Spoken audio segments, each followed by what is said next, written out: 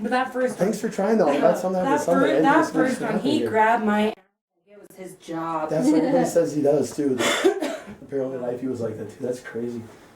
But Ew, in life, really? yeah, oh yeah, big time womanizer and You get worse in death, I feel like, but. So, admittedly, as we left part one, we're heading into part two here. We've left you at a strange point in our trip to the Stanley Hotel, where Lord Dunraven, or Lord Grab Butt, as my wife affectionately called him, is feeling all the women up. Multiple people have been whispered to on this fourth floor, and this happens all the time. We're a little shooken up by it. We decided we're going to go take a walk and go grab a beer from the bar and come walk back and just kind of ponder what we'd experienced.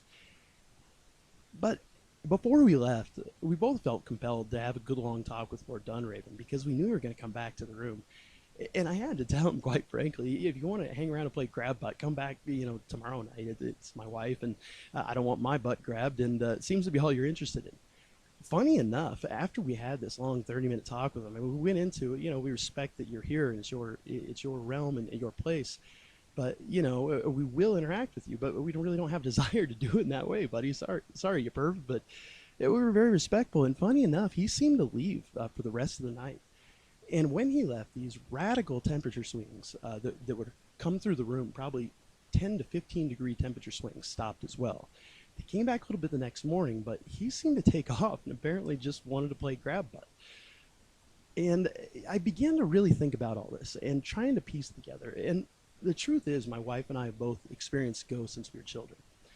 And at this point in my life, I'm insanely curious about it. And I want to know where the pieces fit. How does this work? And something struck me. They mentioned during the tour that they believe that ghosts can manifest based off energy. So, like, it's better to shoot with a digital camera because they can suck a little bit of energy from the battery, like we'd seen happen to the one woman's battery. 3 of mine were drained right in a row, right before we did the little closet experiment thing. I've never had that happen before. And again, not to be over dramatic, but at this point, some of the pieces are starting to fit a little bit as I think about the backstory. And as I begin to think about F.O. Stanley, the guy who built the hotel's backstory. Allegedly, he came out for mountain air because he had tuberculosis. Now, this was over 100 years ago. That was a rough trip, especially with a lung condition, with a lot of dust. It was an interesting move to make. And I began to wonder if that story is necessarily true. And I'll get more into that in a second, but we're just kind of both baffled by the fact that ghosts can whisper and talk to you and touch you. We've never experienced that before, even with all of our experiences. And how is that physically possible? And I do believe it goes back to the energy and the land that the hotel is on, and quite frankly, the way that the hotel is positioned on the land. Get this. All 3 buildings at the main ones at the Stanley Hotel face exactly north, south, east, and west. It struck me that there's another structure in this world that did the same thing. It's the Great Pyramids. And Tesla actually used those he essentially could have created free energy for the entire world because they faced exactly north, south, east, and west. He was a genius. Not many people understood him, but I thought, isn't that interesting? They're looking at possibly energy bringing these spirits out, and these buildings face the exact same way.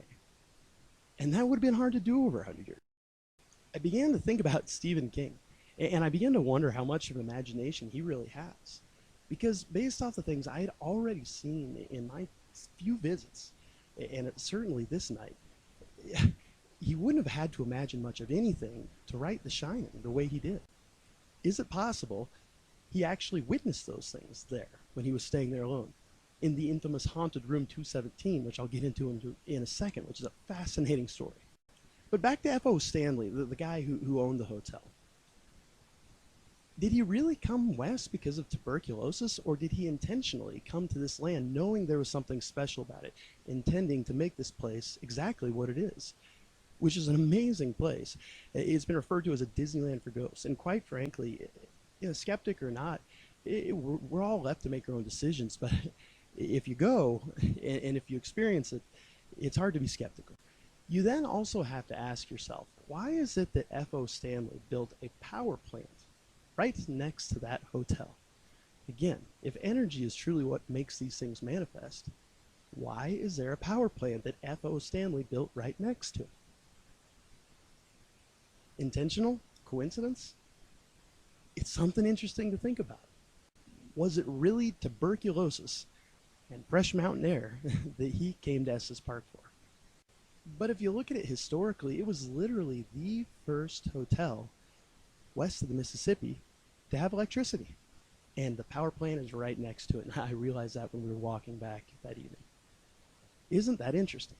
I also like to consider the very influential friends that F.O. Stanley had, and no disrespect intended to the man.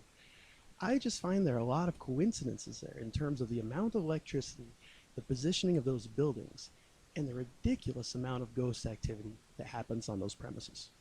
And I'll move on from there, but I do think those are some very interesting things to ponder on when it comes to the terms of considering what makes this property what it is. So when we get back, we decide that we want to experience these kids. There's something that I had experienced on a previous visit, and I wanted to check it out because I thought they were very cool. And they like to roll balls around and things like that. There's often reports of them running through the hallways and making noise at night. People actually leave candy out on the 4th floor all the time to try to get them to be quiet. So all we had was an ibuprofen bottle, a bottle of Advil. But what we did is we left it on the floor thinking, maybe the kids would roll it around. I took a picture of where it was when we went into our room. Keep in mind at this point, we decided we're going to make it a long night and make the most of our stay.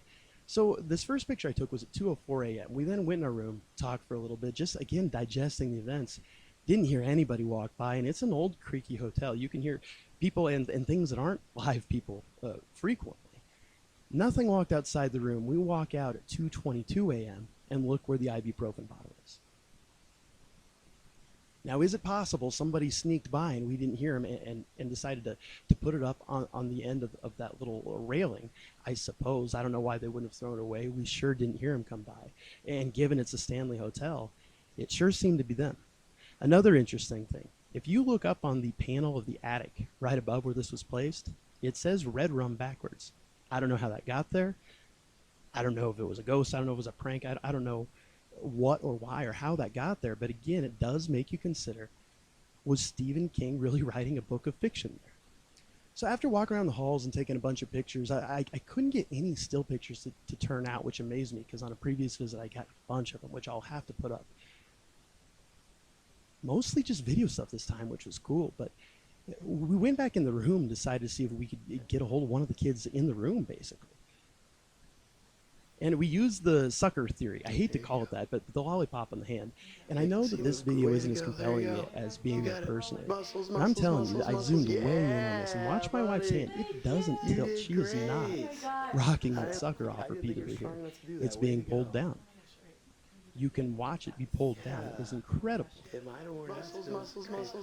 really cool thing was it took the kid forever the first time to get it down. It was like he hadn't done it before, to be honest. But after he got it down and knocked it off her hand the first time, he continuously knocked it off her hand, over and over and over. It was a really cool thing to see. And it was an interesting concept that not only can ghost children exist, which, again, this has been around me since I've been a child, but they can learn, it seems. It sure seemed to learn to do the simple task of knocking the sucker off her hand better. It did it very quickly after the first time. I don't think he's done this before right now, but look, he's learning. Isn't that crazy? I am so impressed by this. And we went on to play the kids for, honestly, hours that night. It was a lot of fun. They probably knocked the sucker out of my wife's hands 15, 20, 25 times total. It was amazing. But coming up next, we're going to look at the room that made Jim Carrey run and never come back after only being in there for a little while.